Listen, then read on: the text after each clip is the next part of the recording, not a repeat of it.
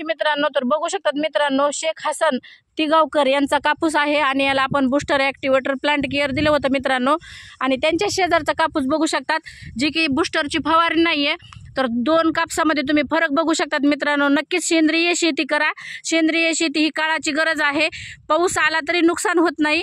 आता कालच पाऊस कमी झालेला आहे, पण तुम्ही बघू शकतात मित्रांनो, बाजूच्या प्लॉटमधला कापूस कसा आहे आणि ह्या दादाच्या प्लॉटमधला कापूस कसा आहे. तर तुम्हाला नंबर 1 रिझल्ट आहे मित्रांनो. नक्कीच सेंद्रिय शेती करा. अजून तुम्ही बघू शकतात मित्रांनो, हा प्लॉट सोडता परत इकडचा बाजूचा पण प्लॉट बघा मित्रांनो तुम्ही कसा आहे. तर पूर्ण पावसाने प्लॉट गेला आहे मित्रांनो.